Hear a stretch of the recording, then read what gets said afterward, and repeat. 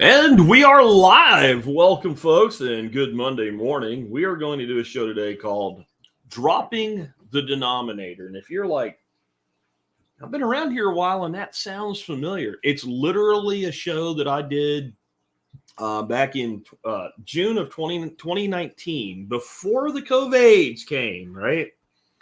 And I was trying to figure out what I wanted to do this morning. And every once in a while, I think it's fun to go back 5, 6, 7 years and pick out a topic that I did and then redo it instead of, running it as a rewind, actually do it in the modern day. Things change, what you know changes, what we learn changes, etc. But I want to tell you the genesis of this topic, the first time that it ever happened.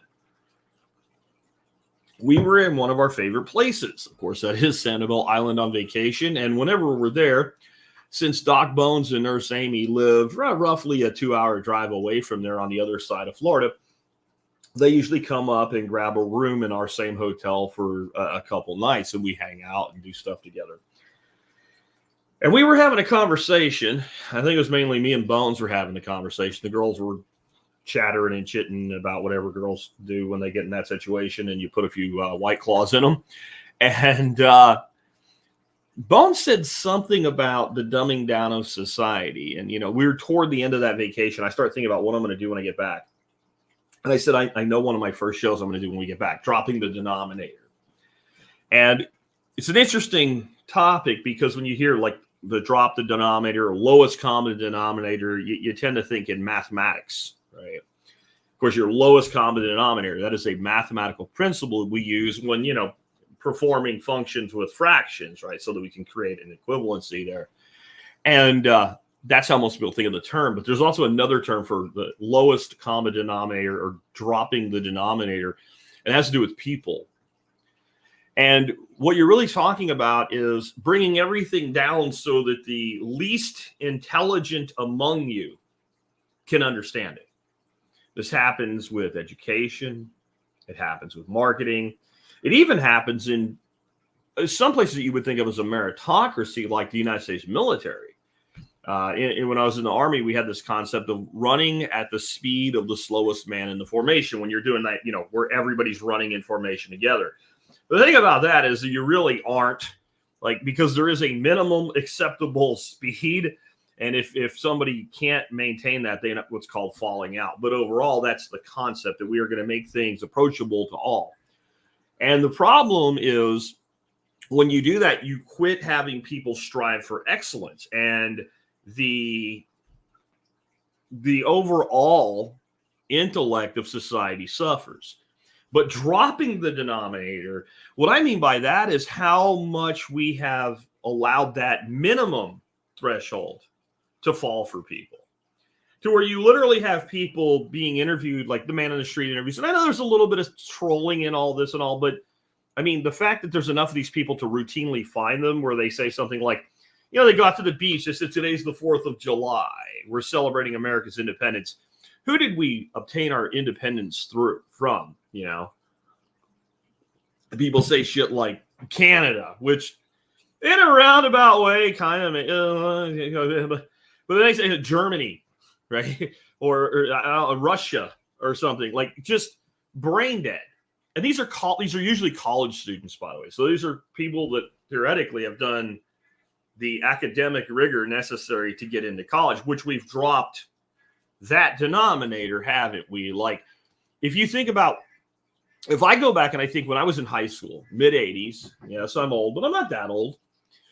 There was this whole concept that getting into college was competitive, even for a lot of the state public universities and things like that. There was the little shitty community colleges and all. It's well, if you don't work really hard, you're going to default to that if you want to go to college. And so people had to work really hard. There was a lot of academic, rigor that was determined whether or not you got in. And now pretty much if you graduated high school, and that's even, they might have you complete a little bit of your high school in college. But if you graduated high school at all, and you can come up with money, you can get into just about any school that you want to, except the really top tier high-end university. So we've dropped that. And so that's what we're going to be talking about today, how this is permeated every part of our society and how the lower we go with what's minimally acceptable, how it actually hurts everybody's intellect unless you break out, which the second half of the show will be more about. Instead of the problem, we'll talk about how you break free of that and how you live your own life and how you basically get away from people that are the minimum standard, because otherwise they will infect your mind. And that, I believe, is part of the plan. Before we get into it today, though, I want to talk about our sponsors of the day. Sponsor of the day number one today is the Freedom Trinity webinar with John Bush at Live Free Academy. I talked to you guys about this earlier toward the end of summer, and it was a live webinar, and you had to sign up in advance. What John's done is he's made the replay available if you didn't get to see it, and this is really something I think you should check out. If you really liked the show we did last week on food clubs and using private member associations and things like that to allow you to operate, out in the open yet separate, and be exempt from many of the things that people think they have to do to comply with government regulations. And as we said last week, it doesn't mean you can just completely ignore all regulation, but there's a lot of things you can do that you don't think you can do. And the Freedom Trinity webinar will help you learn all of those things to where you can do this stuff and do so, lawfully, not necessarily compliantly, but lawfully. You'll learn 3 great secrets. All you got to do is sign up, and you can take this course for free from John. Next up today, Fortress K9, Joel Riles has put together a website called K9 Academy, right? So K9academy.us is where you can learn to train your dog. If you ask any professional dog trainer what the most difficult species he works with is, you think right away, well, it can't be dogs, because dogs are a species, right? Like, a Doberman Pinscher or a Rottweiler. It's not really a different species, different breed, right? Species. And sometimes they even look at you a little bit sideways when you say it, because they don't even realize what you're saying. But you know what they always comes down to? Humans. Basically, dog trainers work with 2 species, humans and canines. And the canine's easy. The canine brain is well understood. If you do the right things, you get a dog that does the right things. But humans, we have this willful attitude about we know better. I just want to let the dog be a dog. If you instill the right discipline in your dog early on, your whole life will be easy. And if you don't, your life with a dog can be very, very difficult. So I recommend everybody consider at least taking the K9 Academy Basics course. There's also a problem-solving library. You can take that course absolutely for free and get a feel for what it's like to work with Joel Riles and his courses, so you can decide whether or not they're right for you. With that, before I jump in, I also want to talk a little bit about the workshop coming up in November. Today, give you guys a heads up. Probably tomorrow will be where the big post comes out that gives you the schedule, the menu, the details, all of it. I'm working breakneck speed right now. I owe Tom one more quiz and the final exam for the cover crop course. I'm going to try to get that done today. I just got an email that went out to all my instructors for everything they need to know to be ready. So I'm just jamming right now. This is like, I'll put it to you this way. There's 2 times a year you don't want to ask me for something unless you absolutely need to ask me for something. And that is, like, as we're coming from spring into summer and it's breakneck on the homestead, and September going into October as I'm getting ready for the fall workshop, because like everything is focused on just those things. So what I did want to do, though, is just tell you who's going to be presenting and what they're going to be presenting on this year. Real quick, kind of lightning round speed. But day one, we've got Matt Powers doing a segment called Fix Your Soil Fast.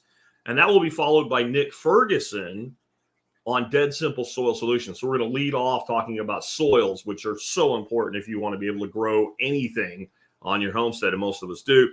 Then Joel Riles will be there, adapting and overcoming life shifts. We'll end that day with Nicole Sauce presenting future-proofing your homestead. As we age, we want to be designing things now, so as we get older and we can't quite work as hard as we used to, that we are in the right position for that transition in our lives. And then we'll be doing a panel that night, myself, Matt, and Nick, and being led by Nicole Sauce in that, to discuss anything that has to do with your homestead, your soils, etc.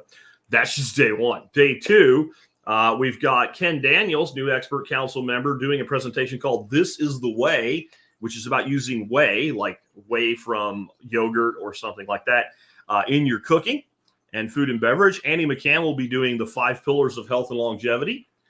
Anton Van Buren will be presenting Biltong, preserving meat the old way. Then I will be doing a presentation on the art of sausage making. And then Nicole will be doing a presentation called My 3 Things to Get Shit Done. That's day 2. Day 3, John Pugliano presenting on the post-election economy, because the election in Ascalon Circus will be over by then. Patrick Rohrman will be doing a presentation called Forging Mental Toughness. Jesse Markowitz will do a presentation on how to set up and use Start9 Embassy servers. And then Sean Mills will be doing a presentation on self-hosted artificial intelligence for your business. Pretty cool. And then we will have a tech and engineering panel with Jesse and Sean, but also Tim Nye, who is going to be running AV for us this year because Hatch will not be available. So he's kind of a home automation expert, so we'll have that panel. That's just the presentations. I'll talk to you about food tomorrow, and it's going to blow you away what we've got going on. So now let's dig into this, and let's start talking about the idea of lowering the common denominator and seeing it in just about every aspect of our culture. Back when I did this presentation originally, though, I used the pharmaceutical industry for it, and I'm going to do it again because it's perfect. It's absolutely perfect. Everything you need to know about the fact that society has become dumber over the last 40 years can be seen in your average pharmaceutical commercial. And I'd love to tell you that the pharmaceutical commercials are part of the plot. I think they're more of the natural result of the plot. In other words, I don't think the pharmaceutical commercial is designed to dumb you down. I think the reason the pharmaceutical commercial is in the format that it is because society has been dumbed down, and this is what works on people who have been dumbed down. I want you to go into your fantasy mind for a minute here. I want you to think back to about the year 1990-ish, maybe 1985. And somehow I'm old enough to be doing podcasts like I do now, and somehow podcasts exist back in 1985, right?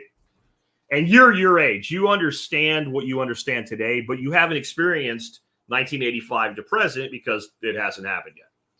And you find this podcast with this crazy redneck duck farmer named Jack Spirko, and he says, I'm going to prognosticate what things are going to be like by the early 2000s in the pharmaceutical industry for commercials.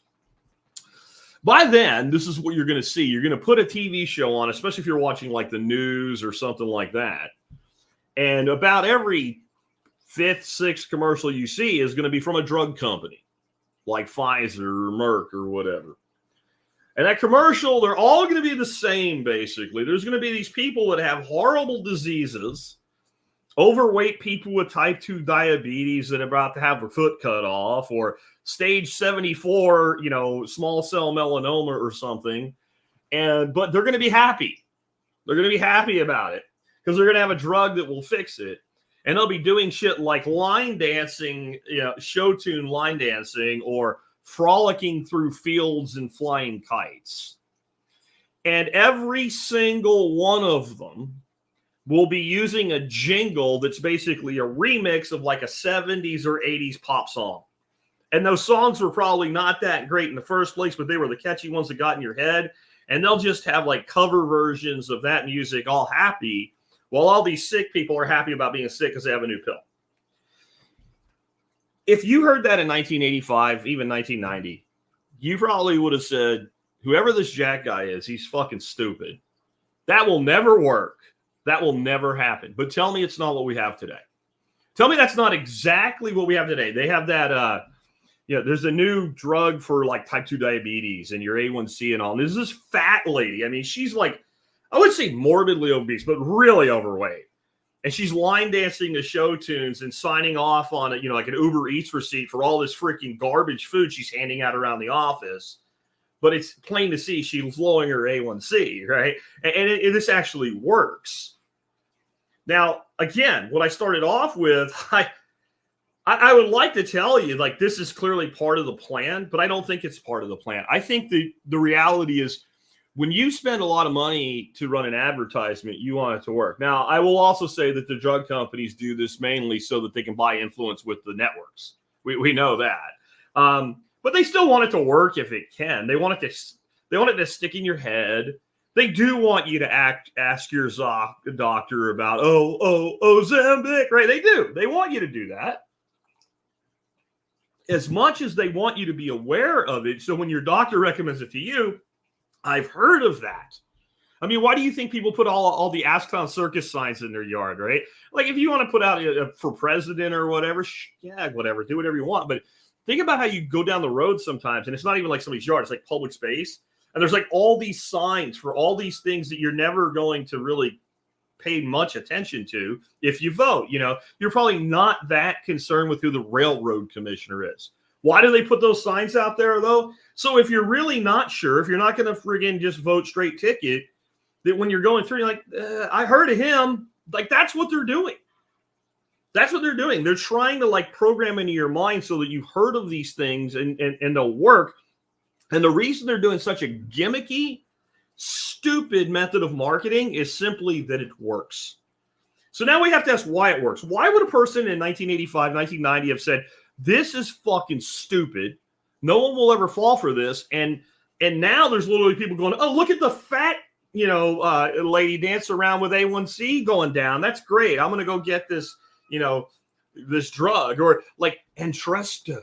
Well, that means it's trustworthy. It says trust kind of right in the name, like the reason this is being used is because we've been so dumbed down that it works, that it actually has a positive effect for the brand doing the marketing. So as much as I love to kick the pharmaceutical industry, I'm not really attacking them. I'm just using them to show you kind of something you're familiar with, the way society's working. So how have we been dumbed down then? How do we get to a point where a fat lady dancing around telling you about a type 2 diabetes medication will make you go to your doctor and ask for it, even though the whole thing is just patently ridiculous? Well, number one, we've been taught that the method is more important than the results. And boy, like I said, I did this show the first time right before COVID started. Like, hasn't that even become more true? Because the method is not just what you know as a method, but how we perceive things. What was the method? So if we go back just to 2018, 2019, and somebody said, well, hey, we just discovered that this thing, does this other thing, right? Like people would say, well, I want to look into that. Maybe it does, maybe it doesn't. What is the standard response now, especially for the left? Do you have a peer-reviewed study? Like they want a peer-reviewed study for everything now because the methodology is more important than the result. I mean, there's this famous meme, and there's like these people in boats, and there's a freaking waterfall ahead of them, and they're going like literally the first one in, it's already going over the waterfall. And people on the shore are like, hey, watch out, there's a waterfall up there. And it's like, source, do you have a study for that? Right? That's how stupid this has gotten. Because there is this belief. What we've done is we've created a title for everything, and an acronym for everything. Some letter agency to manage everything. And we have made people believe that if somebody has something like PhD after their name, that must mean they're brilliant, right? As long as they say the things they're supposed to say, as soon as they disagree with it, then they're like somehow everybody with a PhD is brilliant until they think differently than the herd, and now they're a quack, even though they went to the same schools to get their degrees. Isn't that interesting? And that's a focus on method over result. We see it in mathematics all the time where, there's literally in high school now, some of your math tests, you could get every answer wrong and theoretically still pass the exam if you did all the steps right. They put more weight on the steps to solving an equation than the answer. This is insanity to me. Now, I get teaching a method because if you don't know a method, you can't go to the next level in mathematics. But there is a point where we have to acknowledge that there are more than one method for solving equations. And if you actually wanted to make a critical thinker out of the student you were teaching that to, you would say what we're learning isn't how to solve this equation. We're learning the XYZ method for factoring equations like this or whatever it is, right? And you would acknowledge that there are other ways to get to that same answer, but what we're teaching is the method. But that's not what we do. We act like we're teaching how to solve the problem. So this is a classic way that you fuck with people's heads. You teach them how to do a thing, but you tell them you're teaching them something else. And we have this everywhere now where people are asking they're asking questions that sound kind of smart, but they're actually really stupid, right? It's good to say, well, what is the source on this? Especially if it's an extremely ridiculous claim, it's good to do that. But do we really need a source for the fact that the sky's blue? And that seems to be where we're getting. We're so focused on the method. And everything has become a labeled illness, a disorder, a condition, and celebrated. Man, I didn't know how well this was going to turn out when I first talked about it 5-6 years ago, right? Like, because now we're like, everything is celebrated, right? So being a Asian pansexual is celebrated as stunning and brave, right? Like everything has to be, and there has to be a name for everything. And so one of the things I started off with was the pharmaceutical industry, and they've come up with like initials for everything, right? And so when they're, do you have COPD? Do you have TD? There's on and on and on. Everything gets drilled down to just being a set of initials because now it sounds like a thing, and people want to identify with having a thing. And Mick's saying having obesity is celebrated. It is. Like, what's her name is actually going to lose weight now. A really fat singer that they always told you was so beautiful, right? Lizzo. Lizzo is taking time off and she's going to the gym. If it actually works out for Lizzo, and I hope it does, and she comes back in great shape, then you know what's going to happen. She's going to get reverse fat shamed by all the fat people that held her up as an icon, right? This is just the way things become. But here's where I've heard it taken to the next level of extreme. And it's always advertising that tells you the advertising is more like a diagnostic tool. How stupid have we become? So, like I said, there's all these terms that they use. Sleep, instead of saying you're having trouble sleeping, they come up with an acronym. I can't think of that one. It's now. There's like a thing when you can't sleep, right? But when it's a medical condition. Well, I was in my car recently, and I usually listen to AM radio when I have to take the kids back to their mommy. And it's my grandkids, for those of y'all that are new to the show. Like, so we homeschool them, and I take them back to mommy, most of the time during the week. And I'm listening to this commercial, and it's a bed commercial. It's for a mattress. And have you experienced comfort disruption? CD. So then they refer to the rest of the commercial as CD. I had CD until I got this bed, and now I don't have it anymore. Like, what in the fuck is going on, folks? What it is why are they doing it? Now, drug companies are buying influence. If you're selling mattresses on AM radio and you're paying real money to do it, you're only doing that because it works. And so the pharmaceutical, now I'm going to tell you prognostication here. This is going to become more and more prevalent in all walks of life. Everything is going to become a condition with some letters to explain it because it makes it sound significant. It makes it sound like it's a real thing. And then you can identify with it. And you can identify with it by spending your money to buy the thing to fix it. It's sleep apnea. Yeah, but Builder has a sleep apnea, but now they have new words for it. I can't even remember. There's one called non-24 shift workers, for instance. You work night shift, and so it throws off your circadian rhythm. Well, instead of saying, you need help sleeping, no, now you have non-24. What the fuck is that? It was whatever somebody in the marketing department of that drug company figured out through a test group would have the most traction and be remembered. Actual mental disorders are now considered normal. Holy shit. Again, if you go back to when I was doing this the first time in 2019, that was true, but is it not more true now? And see, that's the thing you can see here. If it's a dumbing down, the progression will continue to accelerate to the point of absurdity. Because once you take something that's patently false and insist that it's true, then you have to stick with that, and it will lead to many other falsehoods. The old saying is, if you tell the truth, you don't ever have a hard time remembering your story, right? But as soon as you lie about something that happened, so you're interviewed by the police, and the smart thing to do there actually is to say, I don't talk to cops without a lawyer. But if you're dumb, so you do that, and then you lie about it, and you say you were at a place that you weren't at, even if the rest of the story is mostly true, you're probably going to get that spun back on you at some point. You're going to have to tell another lie to cover the first lie. Well, that's what happens with a mental disorder. When we say something stupid, like a man can have a baby, well, now we have to double down on that. When we say something like boys need tampons in their bathroom, we have to double down on that.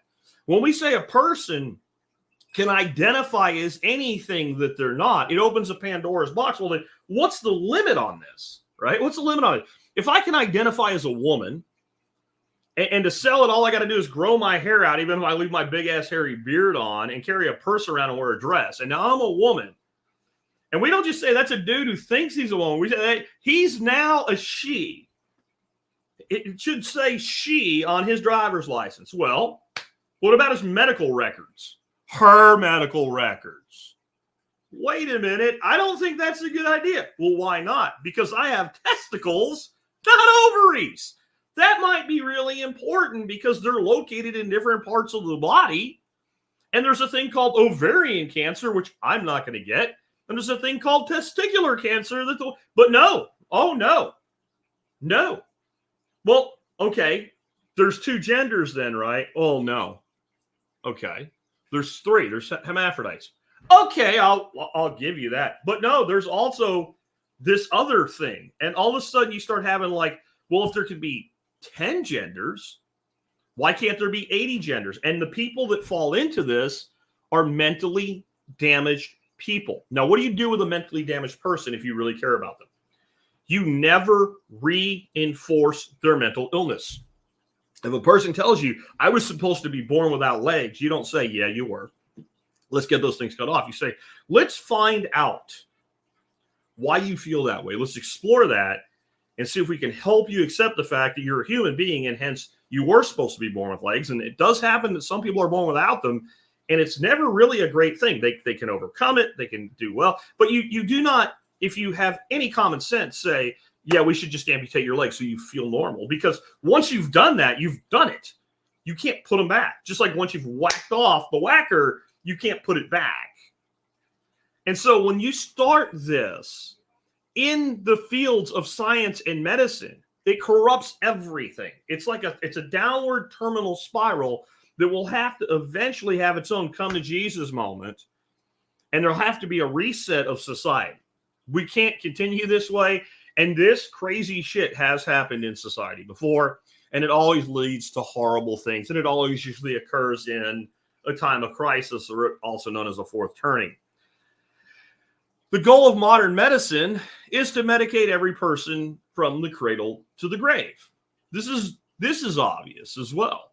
And it will lead to a complete corruption of science and medicine. It has to. And here's what I mean and how to understand that. Let's say that I own the Cheetos brand. And the Cheetos brand is not part of like a million other things like it is now. Let's say it was just Cheetos, the Cheetos brand, right?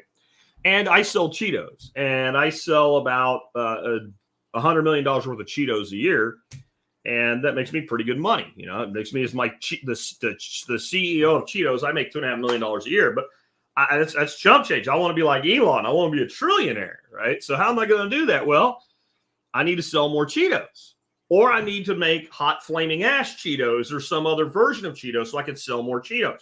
But one way or another, I have to move more disgusting GMO corn extruded crap to more people.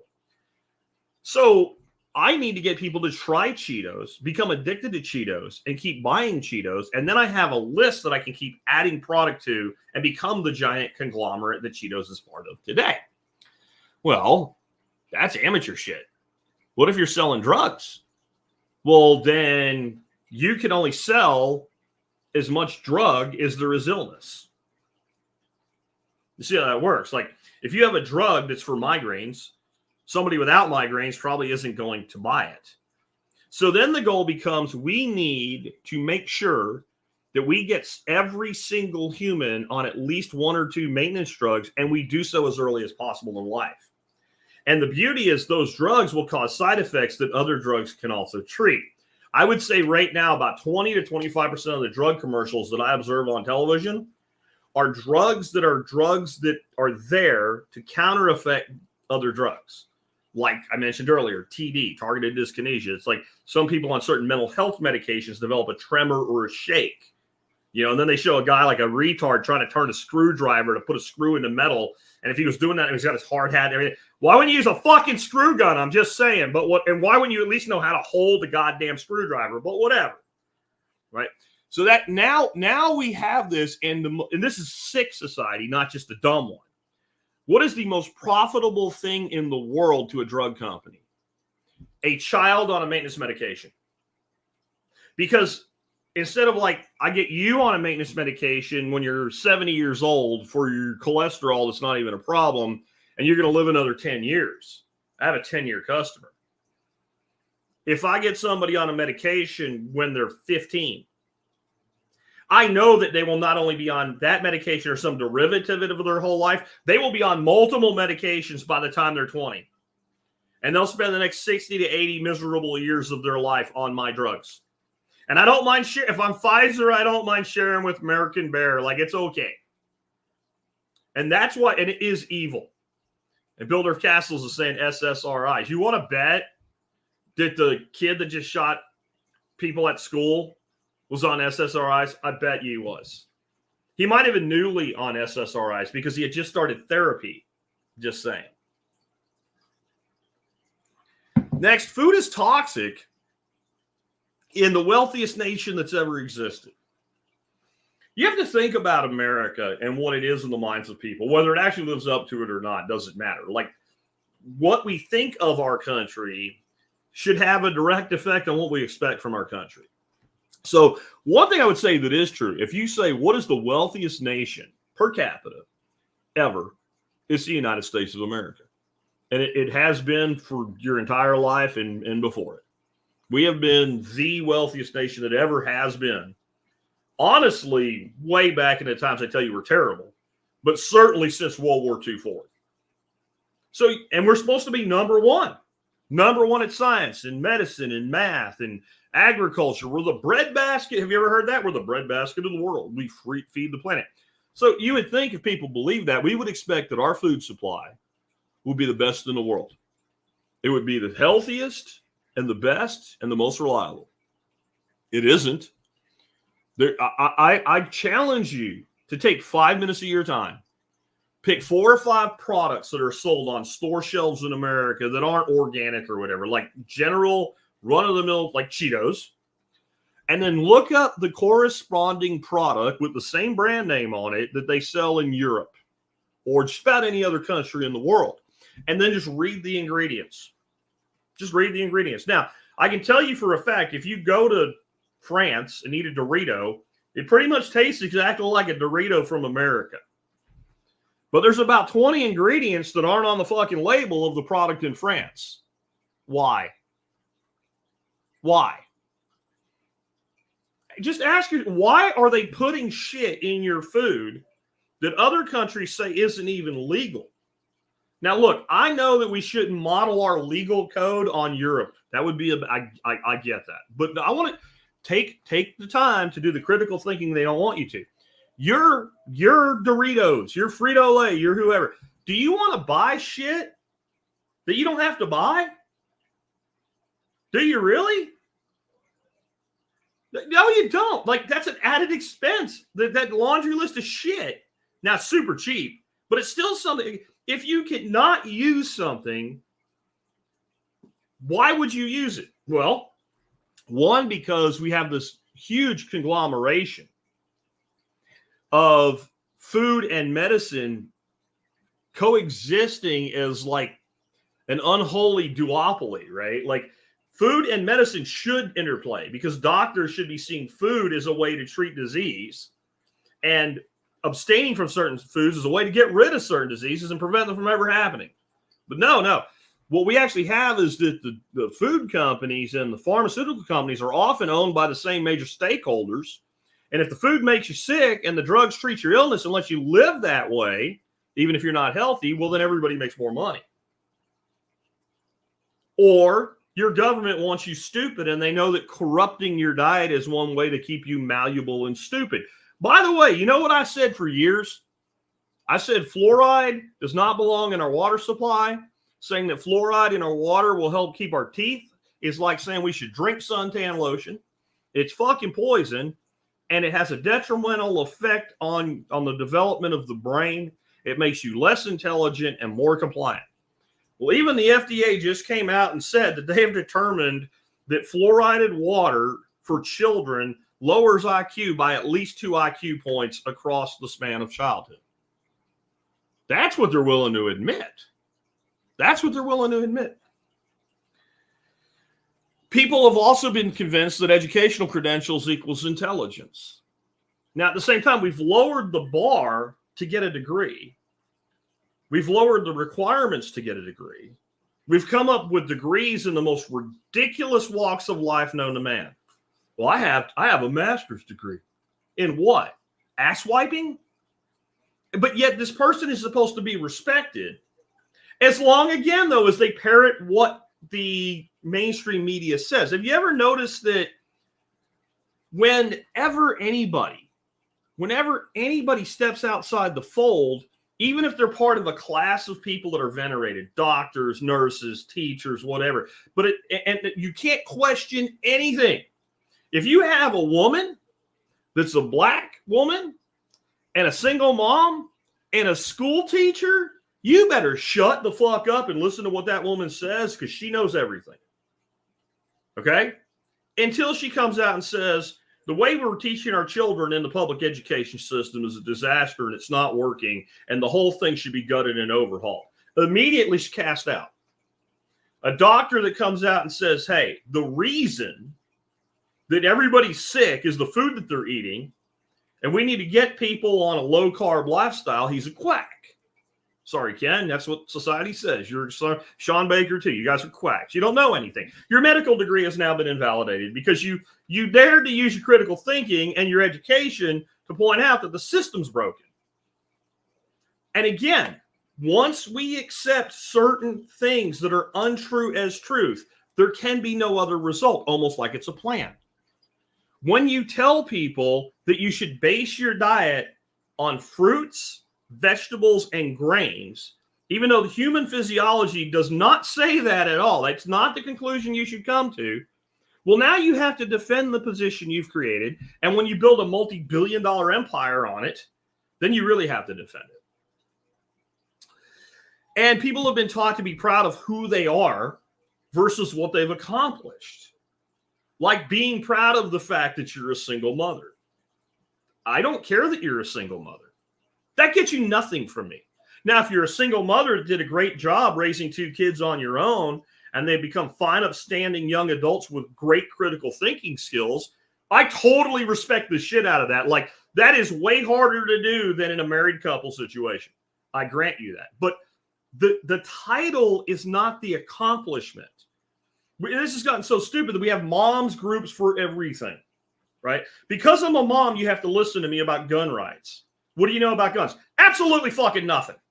Knows nothing on the subject matter whatsoever, but she's an expert because she's a mom. I'm sorry, I'm not picking on women here or anything, but being a mom is not a fucking credential. It means you had a baby. That's all it means. There's great mothers, there's okay mothers, there's shitty mothers. If you don't like me saying they're shitty mothers, I'm sorry that you're in denial of reality. I'm not. Some women are terrible mothers. You can go, if you go out and ask enough people about their mom, you're going to find a whole bunch of guys that are like, yeah, man, I love my mom. I'd do anything wrong. You're going to find every once in a while, somebody, my mom was terrible. She was absent. She was a drug addict, whatever. But no, we have made the title the thing, rather than the accomplishment. A teacher. Teachers are heroes that don't wear capes. I know some teachers that are really not good teachers. Fort Worth School District, it just came out that, like, literally there's no one in 8th grade in the Fort Worth School District that tests at grade level for math. I didn't say one class.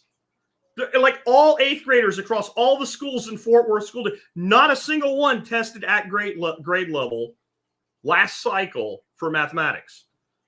Somebody's teaching them or failing to, but we make teacher a credential. It's not. It's actually one of the easiest professional degree jobs in the world to get, right? I didn't say to do, I said to get. If you want to be a teacher, if you can conform and go to school for 4 years, you can get a job as a teacher. Like, period. I guarantee you somebody will hire you. It's not even hard to get a job. It's not even competitive to get a job. Certain schools, certain districts, certain things might be more competitive, but a job as a school teacher, you can't you send out 100 resumes, you get 95 offers. I'll put it to you that way. But we've made the mundane an honor. You can't see it anywhere more clearly than the bullshit around a high school graduation. Get the valedictorian, the salutatorian, and the principal to speak, and you are now prepared for the challenges in front of you. Like, you know what you should be telling kids in high school graduation? Come here, grab your piece of paper, go figure out what to do with life because we prepared you for absolutely fuck all nothing. Like, really. Like, if you got out of this and you can read and write and know the basics of history and science, you did better than most, and it still won't mean anything to anybody anywhere about giving you a job other than they will care that you can read and write. That's about it. Like, it won't do it. You tick the box, you got out of it, and you're done. Now you're going to go to another school, and unless it's actually for something that matters, it also doesn't matter. You have a life to live. Go do it, Johnny and Susie. But no, we talk to them like they have, and they're so proud of this. You worked so hard for this. You're talking about something that 90% of people do. Nothing that 90% of people do would graduate, I mean, right? Not just go to school, but graduate. Like 9 out of 10 kids graduate the 12th grade. Nothing that 90% of people all do is a major accomplishment. I'm sorry, it's not.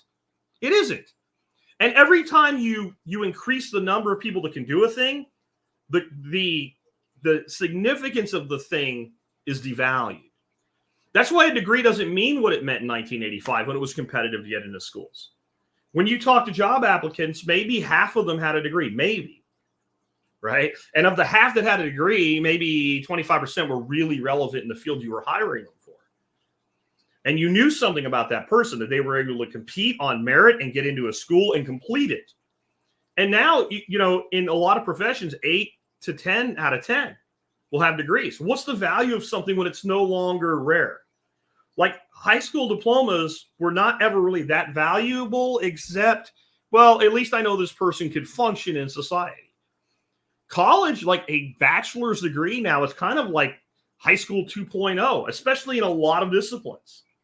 But we've made it all about he's got a degree or he's got a title or they're a nurse.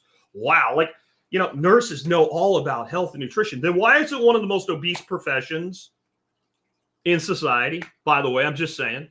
I'm not fat shaming. I'm not picking on anybody. I'm just saying that if you walk through a hospital and you start looking at nurses, if you walk through there and you had 2 of like the counter clickers, like they use in like sports, or like when we go fishing, we use them like white bass. It's like 25 fish per person in the boat. It's easy to lose count. So I will always take one of those little clickers. If you walk through a hospital and every time you saw a nurse, somebody that looked like they were a nurse, and you hit the clicker just to get a total count, and every time that person was also obese, you hit the other clicker, what's the percentage of obesity in nursing today? So why do we think they know anything about health and nutrition, or they should be listening? Because their job's hard? Because their job's hard? That doesn't mean they know a thing just because their job's hard. How much of their job is actually about health and nutrition, and how much is about keeping a person alive and relatively comfortable while they're in the hospital and short-staffed and understaffed? Like, that's their actual job, to know what medication, how to fill out a chart, how to listen to a doctor, how to communicate with the doctor, how to communicate with the patient, how to communicate with the person. I'm not saying it's an easy job. I'm saying they don't know anything about diet. They really don't. And even the dietitians don't know anything about diet, because what they've been trained in is how to make the cattle feed bag apply to people. So if you're trained wrong, but you think you're right, you're actually more dangerous. But no, we're just going to worry about what we call people and who they are, and down to the identity. Like, well, clearly this person's more important because it's a black female and this white male, and we don't even need guys like at all. Cisgendered white dude, fuck him. Tell me that's not where we are today. And there's no way to logically defend that position. That position has to be defended with irrational emotion. Because you would say, actually, I'm hiring somebody to fly a plane. If the person with the most flight hours and the highest safety record is a black woman, I want her in the freaking main seat of the plane, flying the plane. But if the best person from a standpoint of their training, their knowledge, their pedigree is a white, I want him in there. I want the white dude in there. I don't want the freaking Asian pansexual that dresses like a dog flying the plane if they're the best qualified pilot to fly the plane. If I'm going to have a doctor operate on me, and it's a risky surgery, but I got to do it or I'm going to die. And like the national average is doctors, like 10% of the time the patient dies or doesn't, eventually dies. Like the surgery doesn't work and they eventually die anyway. And I got a doctor. He's a dick. He's rude as fuck. His bedside manner is absolute dog shit. But his success rate of that very difficult surgery is 98%. It's probably why he's an arrogant asshole, because he's that good. Now, I don't want to hang out with this dude, but if I'm going to go on the OR table, I want that guy. And conversely, if I have someone that they're wonderful, they give half their salary to charity, they're whatever I think of as being the best. Like, this is a person I want to have over to my house once a week. I want them in my life. They're just amazing. But their failure rate is 20%. No fucking way I'm getting on that table. Right? And anybody you explain it to that way, you go, yeah, totally. Give me the asshole that's only got 2% chance of me dying versus the nice person that's 20%. But society? Oh, no. We'll just forget all of that now. We're going to put somebody into a very important position because of their sex, the color of their skin, or something else about them. And again, I'm not bitching today. I'm trying to explain the problem. See, once you take any of these actions, the others eventually become inevitable. Now we have to double down on stupid, and that always leads to bad things. How about the role of government has become keeping us safe instead of the protection of rights? I'm going to tell you right now, man. When I was a little kid, single digits in my age, I used to go up to Pennsylvania in the summertime to see my grandma and grandpa. And the place that they lived called Minersville. Actually, they were in Jonestown, but Minersville's like going to town. And Minersville had like 1,600 people or something in it, so it wasn't very big. And you go down through Minersville, it's this little bitty town, man. It's basically one street and some side streets. And there's a freaking bar everywhere. There's a fire station bar for the volunteer fire department. There's a American Legion. There's a place called Lazarchik's. That was my grandfather's watering hole. 5th Street Tavern. Like, there's little bars. Little bars everywhere. Most of them are like the downstairs of a row house turned into a bar. And like maybe the guy that owns it actually lives above it. And they weren't bars like we think of today where people go out to like hook up with chicks or dance or whatever. These are old coal miners sitting around having a couple of beers before they went home, or retired guys like my grandfather. That's where you went to see your friends for about an hour and you went back home. Like they were the social hubs. The bars and the churches were those social hubs. If you had walked in a Lazarchik's Cafe about 1980 and told one of those coal miners to their face that the role of the government of the United States of America is to keep us safe, you probably have got your ass thrown out. They probably would have said, how's that? What'd you say? Like, what are you talking about? What do you mean to keep us safe? Like, I don't see no government here. Yeah, we got a cop or two in town, but, they're there when people screw up. Like, keeping yourself safe, like, that's your job. You're the one that's supposed to look, but what are you talking about? But no, today, every other politician, we have to keep everybody safe. And every newscaster, they keep us safe. They keep us safe. No, they don't. What the fuck are they keeping us safe from? From what? Like, if somebody wants to shoot you, do you think like, oh, yeah, there's a law that says I'm not allowed to do that, so I won't do it, right? Once they've decided they're going to shoot you, it's up to you to keep your ass alive. What is the role of government? If there is a legitimate role to government at all, what is that role? Anybody want to give me that in the chat before I move on? I'll give you a little time to catch up. What is the proper role of government if it is not to keep us safe?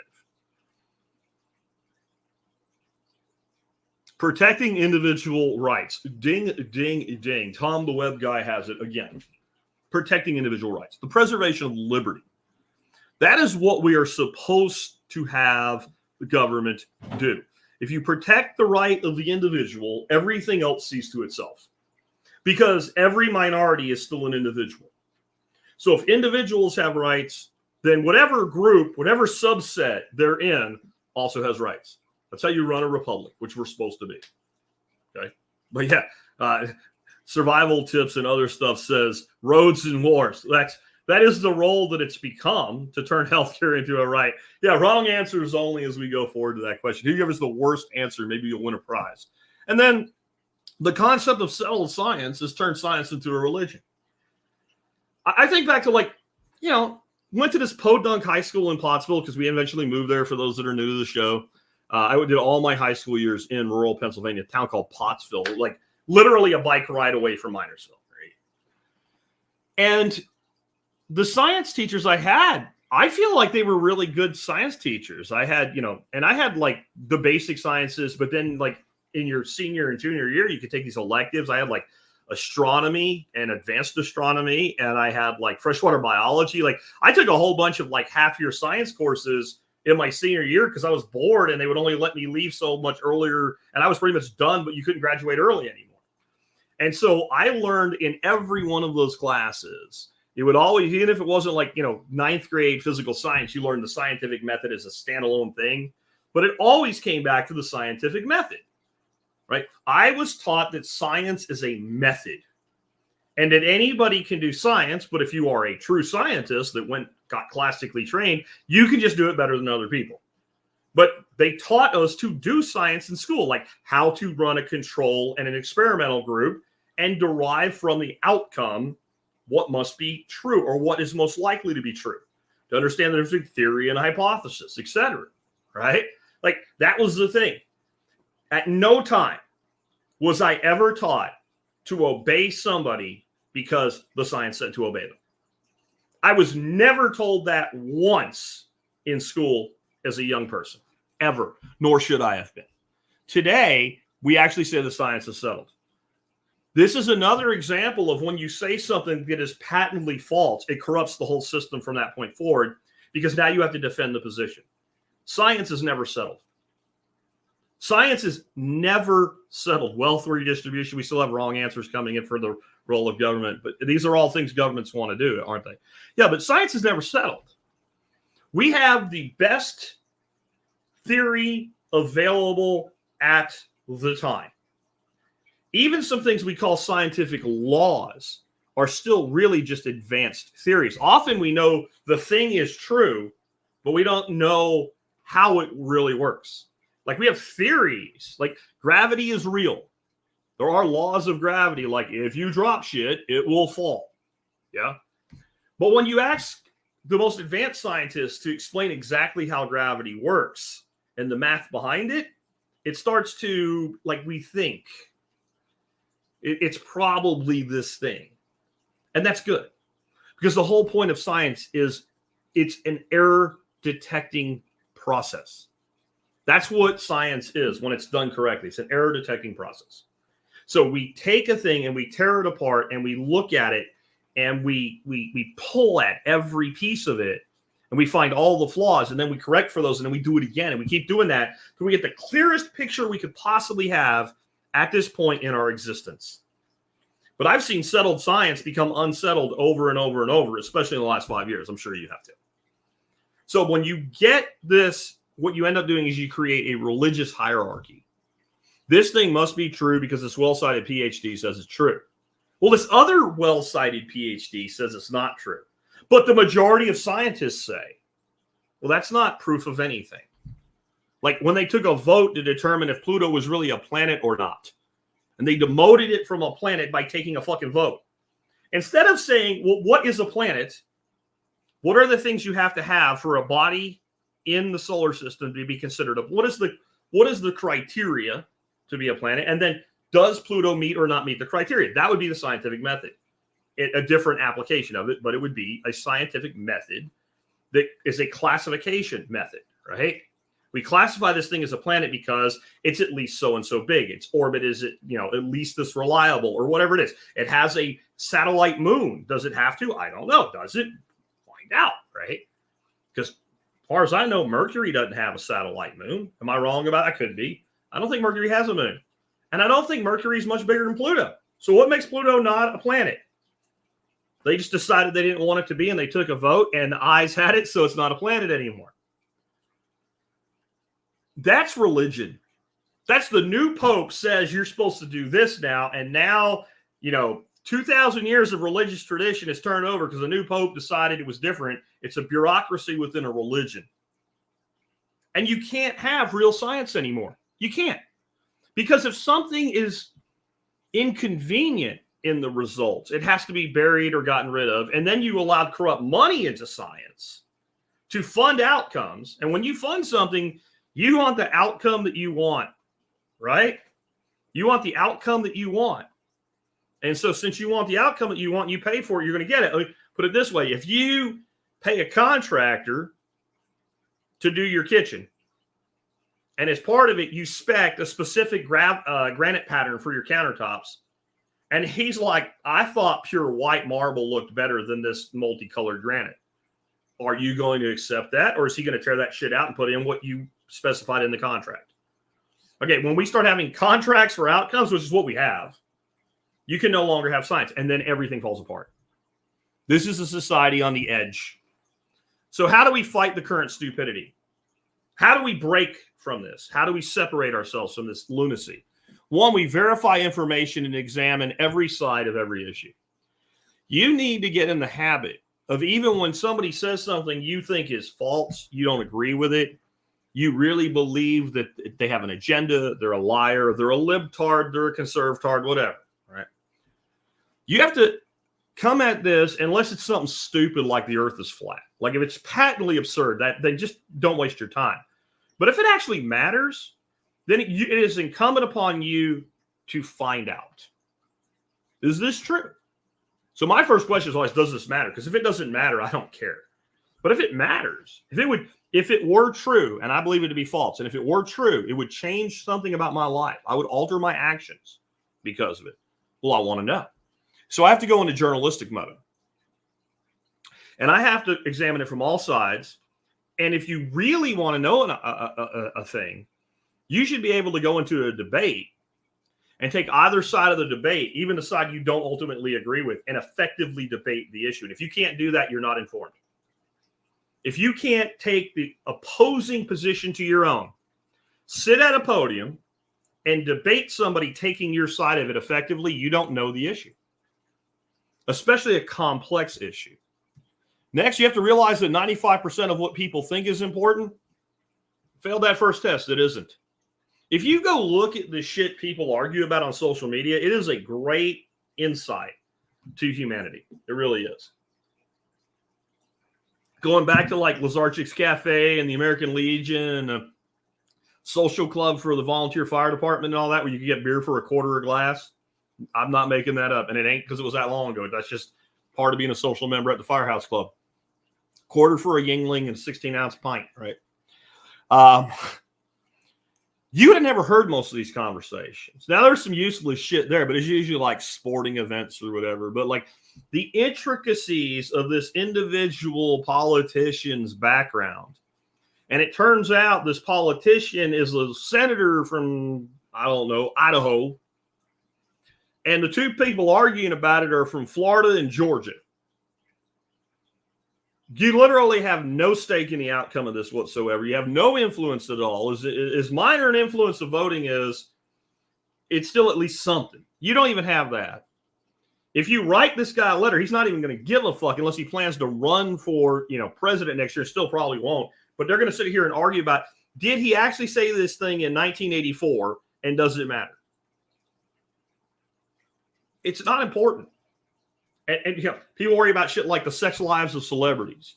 Is Taylor Swift a federal plant or whatever? When people start talking that way, I'm just done. I see. There's nothing for me here, and I go do something else. Like, it's way more important to me did I get ready for the November workshop that we talked about at the beginning of the show today than it is whoever gets elected to anything. It's way more important to me. I have about half of a batch of sausage I have to smoke as soon as I'm done with this. Get it on the smoker and get it ready for that workshop. That's important to me right now. I have a bunch of beef that I need to grind up and turn into like pre-chili so Michael can make it full chili for the. That's important to me right now. I need to build some nesting boxes in my chicken coop because the ducks lay on the ground, but the chickens have decided to lay in my gardens. And they need a box or I'm going to have to keep trying to find eggs like Easter Sunday. That's important to me. My grandson's doing a podcast called Sports Noise. That's important to me. My granddaughter is excelling at gymnastics. This is important to me. It's not important to you, but it's important to me. Right? I don't give a shit about 95% of the shit that people think is important because it doesn't actually affect me. We should be focused on the part of our life that we actually influence. We have to make our life a series of learning projects. Like once you know enough about something, learn something else. The day you stop learning is the day you go into a stall pattern in your life. And this is really hard to do as you get older. As we get older, we tend to get very set in our ways. And it's why I like taking up new things. So if you wanted to teach me a new way to do complex mathematics today, good luck. I don't care. I have a calculator and I have an Excel spreadsheet and I know what I know and I'm in my 50s and it all got me here. And I don't need to know any other way to do it because there's nothing in my life right now that compels me to learn this, especially a new way to do the thing that I already know how to do. I'm sorry. You might even have a superior method of solving quadratic equations. But the last time I had to solve a quadratic equation was in 11th grade. So I do not give a fuck. Okay? And trying to get me to relearn, and like I know how to edit in Sony Vegas. If I ever can't edit in Sony Vegas, I'll learn another platform for my audio editing and my video editing. Until I can't use what I already have, I'm not learning a new skill because I have the skill that I need. When I wanted to live stream, I taught myself how to use StreamYard because I didn't have a way to do that. And so when I like go into hydroponics, then I have a brand new thing to learn. And the older you get, the more that becomes the way to make yourself like a child and have a thirst for knowledge. By taking something that's totally divorced from what you know, you have no choice but to start at the basic level and build forward. And this is so important to your mental health. You know, they say that children learn faster than adults, but that's really, and I know synapses form faster and whatever, but the reality is everything that you developed as a child, you still have as an adult, unless you start having like deterioration of your brain. So you should be able to learn really, really quickly. We get bored.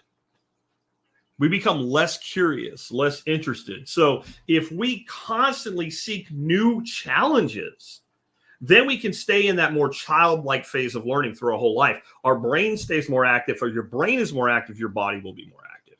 I do this so much that I literally read complete, total fantasy bullshit at night. I read things like a Star Trek novel. I've also been reading a series called Mars Colony 1, which is pretty interesting. But nothing in it has me thinking about like, oh, I could change this design on this wicking bed. Right?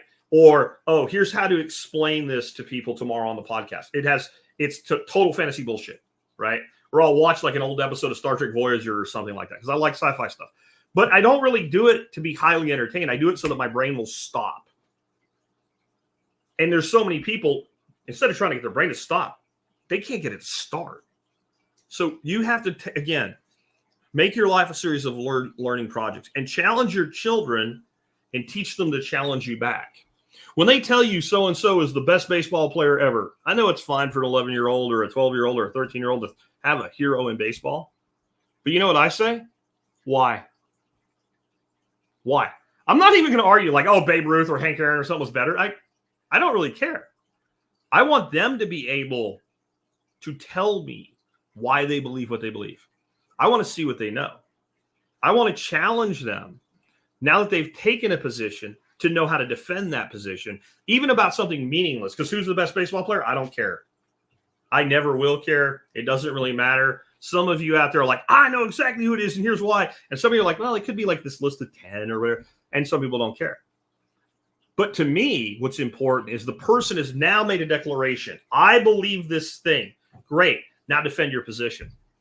Because that will apply to everything. When they say, well, I believe this drug is effective, now defend this position.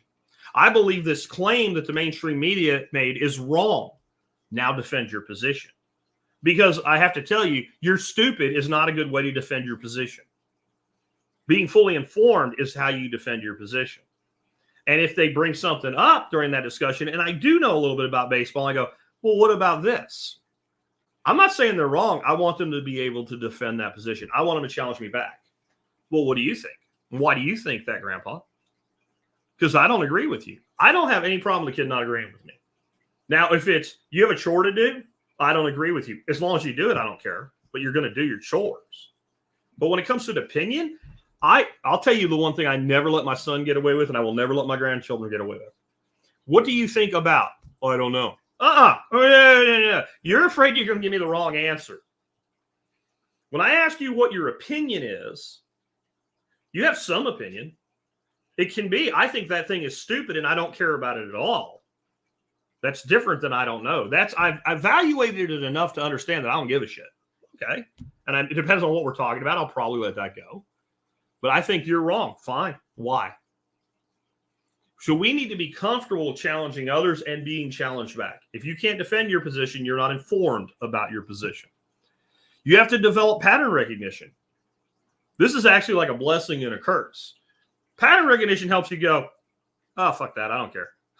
And spend your time on the places that are most important. But it's also kind of like knowing how every trick is done by every magician in the world. You'll never go to a magic show again. It's boring. Like if you knew exactly how David Copperfield made the Statue of Liberty disappear or some shit, which by the way was totally a lie. And it was just moving the frame on the TV set. And the people that were there that witnessed it didn't. And they all had to sign contracts. Like once you know that all they did was like move a frame over, then it's not a trick anymore. It's not entertaining anymore, right? And that's how the news becomes. Blah, blah, blah, blah, blah, blah, blah, blah, bullshit. And you're like, that's a lie. How many of you have gotten good at this, as I've talked about over the year, when you read a headline, you don't even need to read the article. Not because you read the whole headline and go, oh my God, look what happened. Trump was visited by aliens and they impregnated Melania or something, right? Like, that's not what I mean, right? Or, some boom, bombshell dropped or whatever, where you believe it and you didn't read the article to see what really happened. I mean, you look at the headline, you go, that's bullshit.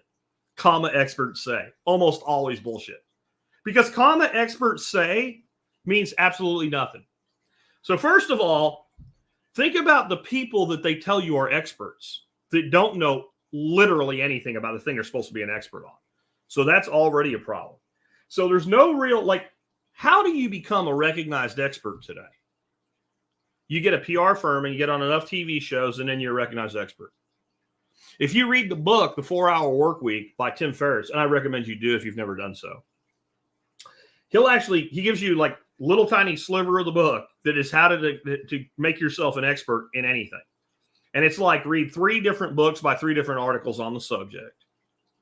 And then get a opportunity to speak anywhere about that subject. And a few other things that you do. And all of a sudden you're an expert on that subject. And you'll be, and when you put together a CV, somebody looking at it would say expert, right? So what does experts mean? Well, we add the S. An expert weighs in on, but experts say means what? It's plural. More than one. How many do we have to legitimately put down experts, comma experts say at the end of any claim? 2. 2 is plural. 3 is plural. 20 is plural. 1,000 is plural. But the inference when you say experts say is basically, the majority of the experts say. But all we have to have in our study or whatever is 2 or more people that somebody somewhere decided were experts. They've had no testing, no validation, no anything that says this person is a certified expert in this thing. Often they're experts in other things that are loosely related to the thing they're now weighing in on. So if I have at least 2 people that say, yeah, I kind of think so, I can write an article that says experts say. So the fact that I see that tells me immediately I'm dealing with a dishonest journalist. Even if they accidentally got it right, I probably shouldn't even bother with this. I need to find another source from somebody with some kind of freaking morality, some kind of integrity in their job as a journalist. Good luck, but that's what I need to look for. And once you have that pattern recognition, you see it everywhere. Like, I'll tell you who gets really good at it. Cops, especially detectives. When they start talking to somebody and that person's lying to them, they don't have to be like the human lie detector. Well, I've heard this story before. You know, I know exactly. And then the person literally says the next thing that they knew they were going to say. They know they're like, okay, now we got to take a different way. We're going to look at this. But you can do that very quickly once you start realizing what's being done to you. Because then you see the pattern, you recognize the pattern, and we're hardwired for this. If you walk by a light switch with four, like a big one, like with 4 switches on it, and all of them are up or all of them are down, it generally doesn't bother you. If 2 of them are up and 2 of them are down, that usually doesn't bother anybody. I'm not talking about OCD here where it's ridiculous, but I'm just talking about whether you notice or not. If like 1 up, 1 down, 1 up, 1 down, for some reason, that's a pattern and we're okay with it. But 1 down, 1 up, 2 down, there's a little part of you that's, yeah. Or where you have like a room and you have a switch in 2 different walls, and up is supposed to be on and down is supposed to be off, but because there's 2 switches, it can get inverted. And now down is on. There's a little piece of you that wants to go flip the other side and get it to where it's the right way again. Or somebody put in your plumbing wrong and it says H for hot, but it's on the wrong side. Everybody else is supposed to be on this side. It's actually on this side. That's where the cold's supposed to be. You want it put back, right? Because it's just how it's always been. That's pattern recognition. So this is so hardwired into this world of us that once you develop it for a particular thing, you cannot see it. Once you develop for a few things, you see it everywhere. And the importance behind it is then you do not waste time with things that don't matter. You need to learn to work systems to your advantage. Just because you hear me shitting on the university system doesn't mean I don't think you should go to college. If you know why you're going to college, what you're going to college for, and doing that is actually required to get where you want to be in life, you should do that.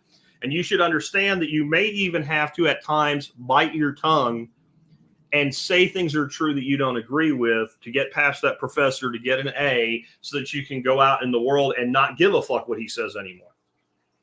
Whenever you're in any situation, you need to look at the system and how the system can be bent to your compliance. I have a friend named David. I've mentioned him many times. He was like me, studied martial arts when he was young. And they had tournaments apparently where there was like, if you hit somebody in the leg, the lower leg, like in the thigh, you lost a half a point, but it didn't end the match. But if you like frog somebody in their quad, now they can't really bear weight on it for that short 3-point, match. And so they would come straight out and just frog somebody in the leg instantly. And until the other side realized, like, hey, these guys are not really breaking the rule, they're bending it, and started to realize I have to defend from this. They were just tearing everybody up. That's a story he tells. And to me, it's just a good example of understanding, well, what are the rules? What are the rules? And there's so many times that we think the rules are something like, well, that's frowned upon. Yeah, but can I do it? And what's the consequence if I do it that way? And if the consequence is this person over here doesn't like me, but I get ahead faster, then maybe that's what I need to do. As long as I'm not compromising my morals and integrity. I probably wouldn't have done that, but I understand why you would. Literally, when I had my son as a young man, he had like allowances and jobs, and he had a manual of how to maximize his income. I gave him a system, and like the better you figure out how to work this system, the more you'll get out of it. I gave him a system that was manipulatable on purpose, because here's the thing. Every system is subject to manipulation, and the people that win in these battles inside these systems understand that. They understand that. And a lot of times, even in these areas of like academia and such that are very tightly controlled, once you get to a certain level, you can do what you want. Kind of like being a musician. You have to sing these cover songs, and then you have to sing these songs that we have for you from these writers, so that we'll give you a contract so that you can put out a record with Capitol Records. But there's a point where that artist can say, y'all can go fuck yourself. I'm going to make my music my way. And if you don't want to be part of it, I'll create my own goddamn company. Right? And what can you do about it at that point? Nothing. And will that person have success? Probably. But even if they don't have success with that new form of their music, at least they have freedom with it. And there's a lot of professions like that, that once you get to a certain level in that profession, if you're not trying to become a bureaucrat, you can step outside. But it's all on you. It's all on you to do it. Do not join a tribe, political or otherwise. Like, the minute you join a tribe, you will find yourself defending things that are indefensible. If you put a gun to my head and said, Jack, you're going to vote this November. I'm like, no, I'm not. Well, click. I will blow your brains out if you don't push a button. All right, since I don't really think it matters and I don't want my brain splattered out of my head, I'll push a button. You know who I would push the button for? And you say, none of the third-party bullshit either. You have to vote for Orange Man or Cackles. Orange Man. Don't even have to think about it. But I'm not a Trump tard. I'm not, woohoo, Orange Man, right? No. Because the minute I do that, then I have to defend really stupid shit the man has said and really stupid ideas the man has. His ideas are 10 times better than whoever is telling the empty suit Cackles what her ideas are, because she doesn't have any ideas. His overall plan for the country is better than hers, including the things I think they will actually do better. That doesn't mean good. It's just less bad. Well, if I join that, then when he says really dumb shit, like any country that goes off the dollar should have 100% tariff, well, now I have to defend that. As a non-tribe member, I'm like, well, that's fucking stupid. But he's who you'd vote for. Yeah, because for every stupid fucking thing this person says, this other person in my choice says 50 stupid things. But I'm not joining either tribe. I refuse. I refuse. That's the only, like when people say they're independent, but when you say, well, who'd you vote for? And it's the same party for 30 fucking years. No, you're not. You just like the sound of it. You have to be non-tribal in what you're doing everywhere, right? Are you better now than 4 years ago? I'm not. I am and I'm not, right? Here's what I mean. I am making more money. I am just as happy, if not happier than I was. I'm in better shape physically, right? So those things in my life are all better. But I'm about to sell some Ethereum that's from Legacy when I used to shitcoin to pay off my truck that I'd really rather not do because the terms of the loan are something I can't live with. Because even with my credit score, it's like fucking 800 or some shit. The interest rate is ridiculous right now to buy a vehicle. It doesn't even make any sense. So, am I better? That's subjective. In what way? I know that 5 years ago, if I went to the grocery store and I wanted to buy something, I didn't even look at the price. I just picked it up and said, that looks good, like what I want. And I just threw it in the cart and bought it. Now I actually make purchasing decisions, even though I have as much or more income, because pricing is stupid. So no, I'm not better off when we come at it that way, right? And no, dude, that's a good question. That's a great question. Hosts. Or how, I'm not even sure how I'm supposed to say this dude's name. It's HOSGS14. So I don't know what that spells. Anyway, keep going. So no tribes, and political or otherwise. I am not going to so identify with the group that I have to defend the group when it's wrong, ever. And tribalism, especially political tribalism, that's exactly what you're doing. You have to determine the things you want most in your life. This is the first part is something that most people don't even do that. If you ask them what they really want, they don't know. They say bullshit, right? They say complete bullshit. And what I mean is, so what do you really want? Oh, I want a Lamborghini and a Ferrari and an 8-car garage and a 50-acre mansion, and I don't want to ever have to work. And like, they don't really know what they want. It's just like there's some sort of fantasy idea of what being a billionaire is like, you know? But if you knew what you wanted your time to be like, right? What you wanted to be good at. What do you want to be good at? Most people don't know that. Like, Well, I want to make a lot of money. Yeah, but what do you want to be good at? Maybe you make a lot of money because you're a really good investor, but that's not what you really want to be good at. What do you want to be able to say? I'm really good at these 4 things right here. What are those things?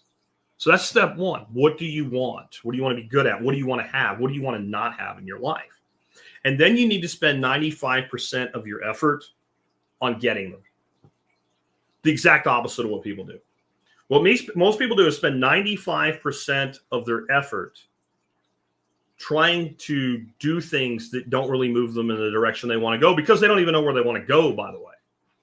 And again, if you look at the total cascade of this comedy of failures that we talked about the first part of the show today, where we are literally saying things that are patently false as though they're true and attacking anyone who stands up and says, that's not true.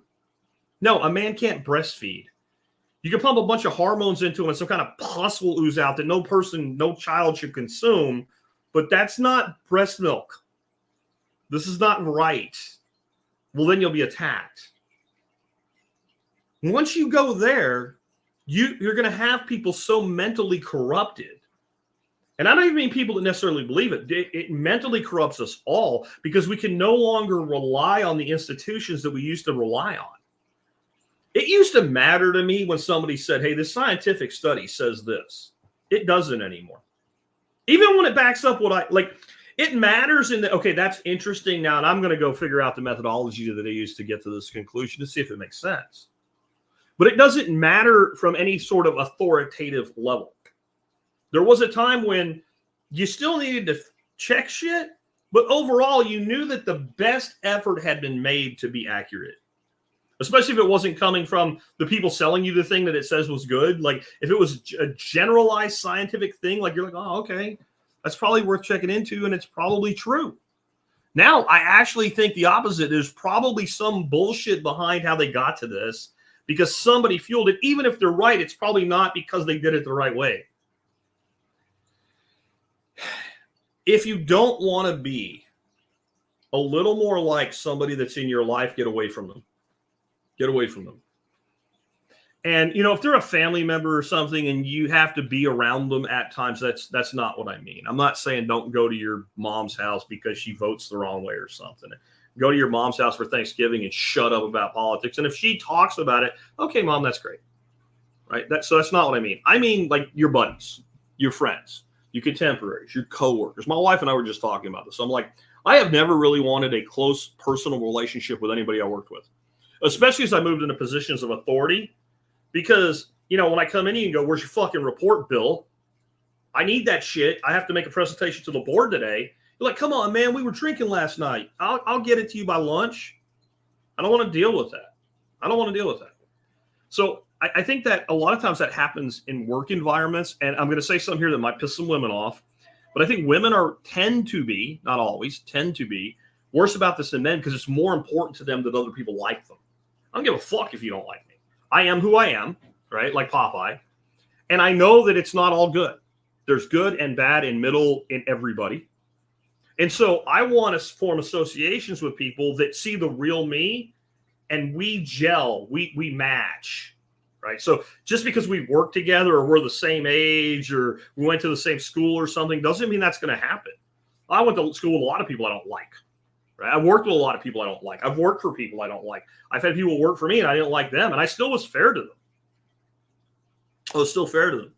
But I've always had this rule. I would say I've always had this rule since I got out of my stupid teenage years, where you're just trying to fit in and things like that. By the time I got, especially post-military service, when I was trying to build my career, I real quick snapped to this. And I started working on myself very, very early.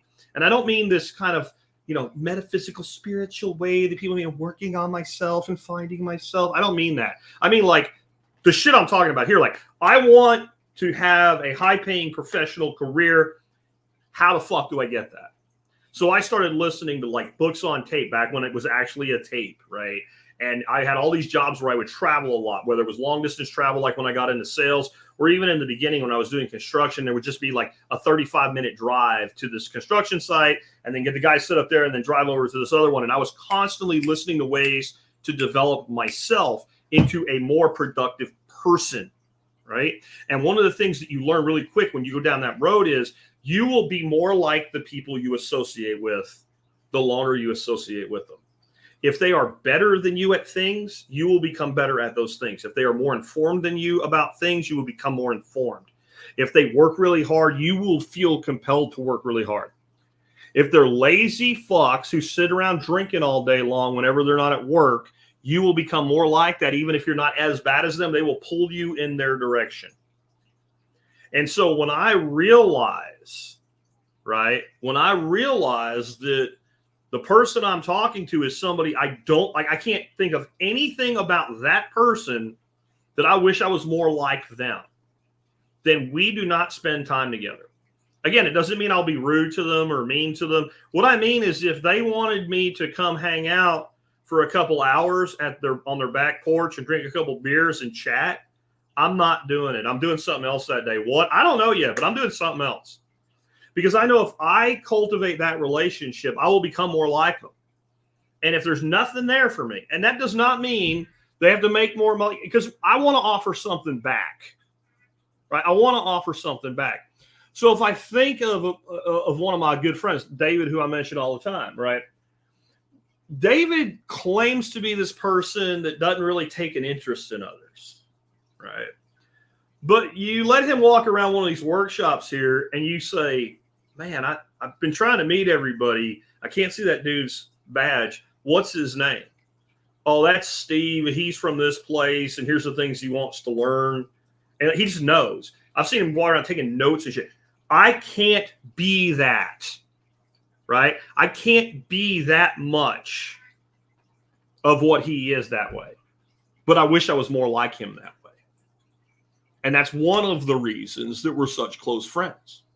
When Nicole Sauce is here, right? Nicole Sauce just popped in the feed.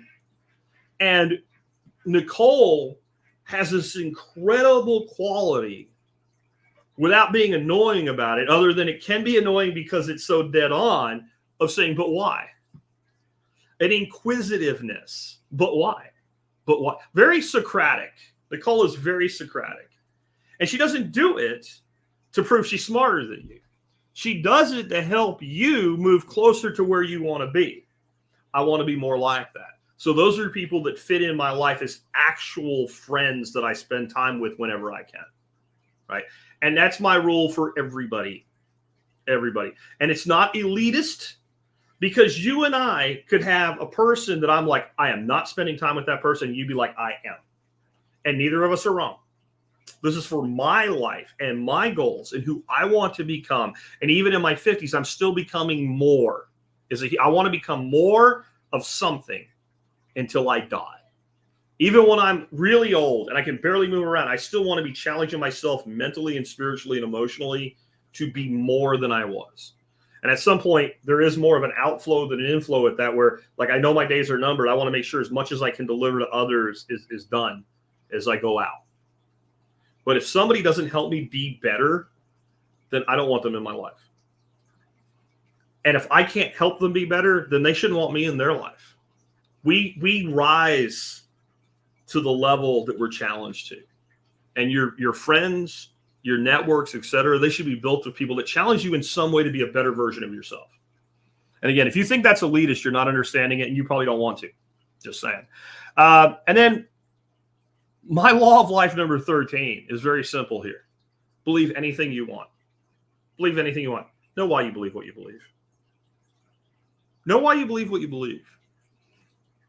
How many, like, I know, again, there's trolling involved, but they go out on the street and they talk to these people, and you can kind of like, oh, there's someone that's going to give us the answer we're looking for. Right? You walk up to them and you go, who are you voting for, Trump or Kamala? Kamala. Great. Tell me the policy that she's helped put in place that you like the most. All of them. Really good there. Okay. How about one in particular? And they say things like, well, I don't really know, or I'm not comfortable with this, and they run away. They don't know why they believe what they believe. They gave the answer that they thought they were supposed to give because the TV told them to. Now, if you actually want the crazy, batshit crazy shit, that this woman stands for, and so that would be your pick.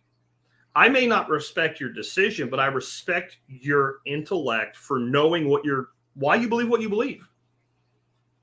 You know, I'm not right about everything. I like to feel like I am sometimes. I think we all do, but I know I will get some things wrong. So we could have a difference of opinion, and it might actually turn out long term that I decide that you were right. But I'm never going to even consider it if you can explain the reasoning behind your belief. If you can explain the reasoning behind your belief, I will at least consider it. I may consider it for about 10 seconds and go, that's good for you, get out of here. Or I might go, actually, I'm going to look more into that. You brought some things up I didn't think of, but I'll respect you as a person. And this is what I tell my grandkids. This is what I taught my son. My wife and I talk about it all the time. Why do you believe what you believe? You can have your opinion, but you need to have something behind it, or you're an empty suit. Now, the thing is, you'll probably fit really good in this world, but you're not going to get a lot accomplished.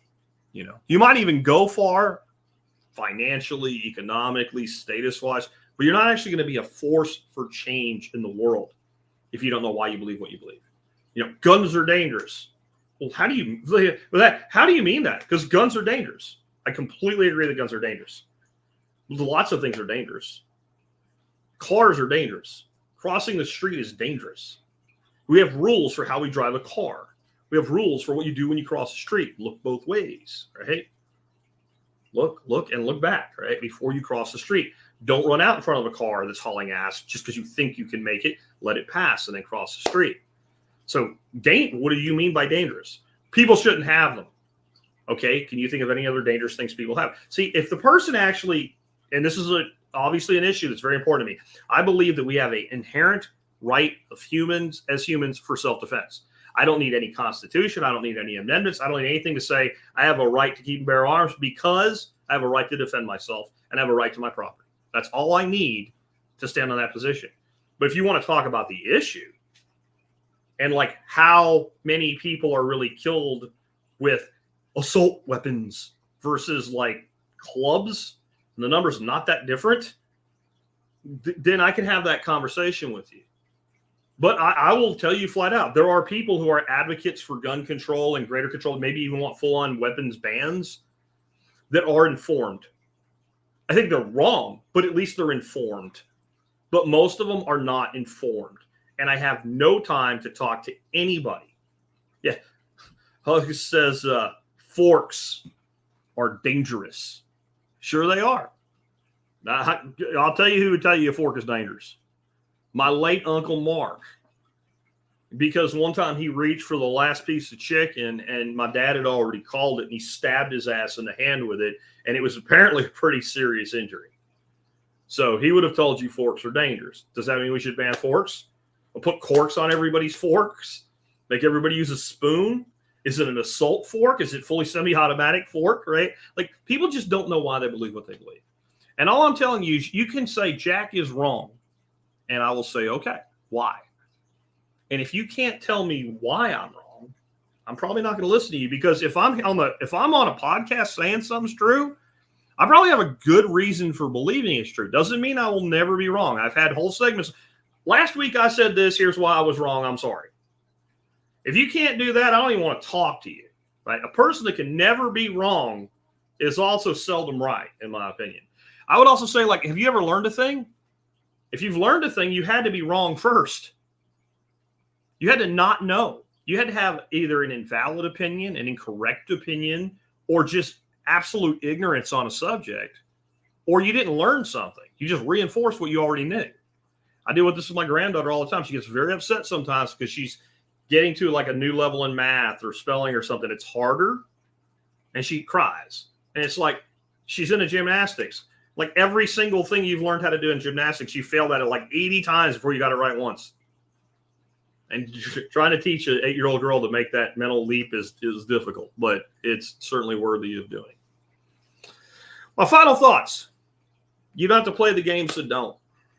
You don't have to be misdirected and misled. You don't have to go take all the drugs that your doctor says you have to take. I'm on exactly no drugs. Prescription anyway. 0. None. Haven't taken a prescription medication in a very, very, very, very long time. Somehow I'm still here. Somehow I didn't fall over and die yesterday. I don't have a degree and I make a multiple six-figure income. Somehow, right? I didn't play their game. That doesn't mean that you shouldn't pick certain parts of the game to play if it fits with your goals and your agendas. But you are not required to do it. You don't have to go buy a brand new car because now you have a better job and that's what you're supposed to do. You don't have to play golf because you're in sales and all salespeople play golf. When I was in corporate sales, I was told by my manager, you really should take some golf lessons, Jack. And I'm like, golf sucks. Yeah, but it's a good way to get like a director at Gray Bar out of the office for a few hours and alone. That's why we do it. Yeah, but I can think of other ways to do that. So you know what I used to do? I used to take them. I would find out wherever I was traveling, is there a good sporting clays range? Is there a good sporting clays range? Every one of them, you know what you can do at a sporting clays range? You can rent a gun. That way, if I flew in, the guy that I'm taking has never shot before, I don't have to worry about it. You know, let's rent this guy a 20 gauge, under and over, so that he doesn't get the shit knocked out of him the first time. Boxes some light target loads, and let's go out and shoot some sporting clays. And you know what? It worked better. And you know why? Because every single freaking salesman that came to see that guy wanted to do what? Go play golf. A lot of those guys that do it, they don't even really like it either. They are doing the same thing you think you're doing. But you take them to do something totally different. And by being different, you actually were memorable. And then they would talk to their friends about it. And then when you were trying to get a referral, it made it a lot easier. A lot of times, if you will take and do things differently than everybody else, it will actually help you. Do not conform just to conform. Do not be afraid to make your own way. If you do so, in the words of the song, the others may follow. With that, I hope you guys enjoyed today's show. Thank you very much for tuning in. Real quick here at the end, I want to do a couple things actually today. One is I want to say thank you to the Stu Super Chats. One huge one today. But Bogdan says, thank you for all you do for inspiring people to make positive progress in their lives, whether it's in a garden or personal freedom. Bro, thank you very much. I this morning had 4 emails that were kind of like that. And I responded to all 4 of them the same way. And that was, thank you. These are the best type of emails that I get. Thank you so much. And thank you for the $10 super chat. And Chief of Beef, I shall cease and desist from trolling you about voting for Orange Man in November. Pinky promise. And $100 super chat. Bro, thank you. Thank you so much for that. That means a lot. I didn't get anybody's questions today. I'm by myself, blind in one eye, all of that jazz. So I will wrap up here. I do want to tell you about the item of the day today, which is the Mr. Heater Portable Big Buddy Propane Heater. Now, I will say this to you. If you live in California, you have to get the California version. That's because your state's stupid and you should move, and it just means you have to pay more money for a box with different words on it because of the freaking cancer warning bullshit that California is exactly the same product. But this is really worth having. These things have saved my butt so many times. They are our go-to backup heat source. They can use little 1-pound cans, or you can get an adapter with it. It's all in the write-up for a 20-pound grill tank. If you want to run it indoors in the winter with the big tank, and you're worried about bringing the big tank in, which you really shouldn't bring big tanks in the house, get a window, put the tank on the outside, put the heater on the inside, close the window down, and don't crush the hose, and you can do just that. And remember that they treat gas with a substance that makes it stink. So if it's leaking, you'll know that it's leaking. So this also has a lot of safety built into it. If the O2 levels drop, it shuts itself off. If it falls over, it shuts itself off. And that definitely works because I've knocked it over and it did immediately shut itself off. Anyway, the reason I brought this around today, and there's a link in it too, to also my favorite kerosene heater. But one way or another, we're heading to winter. I woke up this morning. It was glorious. I don't even want to be working today, honestly. I want to be out there doing stuff. It was 58 degrees today. I was so happy when I opened the door and walked out into that temperature. But that is because we are turning the corner. On the 21st, the workshop will go on sale. So Saturday the 21st, which is next Saturday, that's when we're going to put the fall workshop on sale. Well, you know what else happens that day? First day of fall. So fall is 2 weeks away, which means fall heads straight into winter, and you start getting winter temperatures long before the winter solstice, don't you? Okay? So every day is going to get a little shorter from this point out, and the time to get your backup heating stuff in place as a prepper is not when it gets cold out, it's before it does. So if you do not have any sort of backup heat, and unless you live in like zone 9 or something where it don't ever get cold, you need a backup heating plan. And those are two of the best options that you have. Real quick, I'll let you know, I was almost done with the final quiz for the cover crop course when I had to stop and get on and do the podcast today. So that'll get finished today. The final exam will be easy because it's grabbing some questions from each one. I'm going to get that over to Tom. My hope is as long as he can get that side done, and he is not why we are delayed. Tom is on it, man. But if he can get it done by the end of the week, I'm hoping before this week ends to open up the cover crop and backyard soils course to you guys at Home Food Systems. If you haven't taken the compost course yet, that's available at Home Food Systems as well. I'll be with you tomorrow. Don't know what we're going to be talking about yet, but I'll catch you then. Take care, guys, and thanks for tuning in today. I really appreciate it.